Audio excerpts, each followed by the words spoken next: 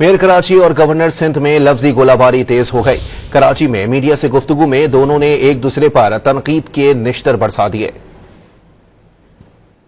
कतई तौर पर गवर्नर साहब की मदद नहीं मांगी। मुझे पता है कि उनका हाल क्या है। मुझे पता है कि उनका हाल सिर्फ 20 गाड़ियों के प्रोटोकॉल में 25 गाड़ियों के प्रोटोकॉल में घूमना है। अवामी गवर्नर कहते हैं, अवामी कहते हैं और सड़कें ब्लॉक कर दी जाती है, रूट लगा दिया जाता है। ये छिचोरपाई हमसे नहीं होती और नहीं हो सकती है। आज आपने कहा कि गवर्नर प्रोटोकॉल में मर्सिडीज में घूमता है, आपकी नजर मर्सिडीज पर है। अगर आपको मेरी मर्सिडीज पे एतराज है तो आ जाए कल गवर्नर हाउस, मोटरसाइकिल पे दोनों चलते हैं, मैं चलाऊंगा, आप पीछे बैठ जाइएगा। और गवर्नर साहब मुझसे गुफ्तगू करनी हो ना, अपने तर्जुमानों के जरिए बात ना करें, डायरेक्ट बात करें। चिट्टे बिट्टे खोल दूंगा मैं, डायरेक्ट बात करें। ये 400-300 वोट वाले जो लोग हैं ना, उनसे मेरी बात ना करवाएं।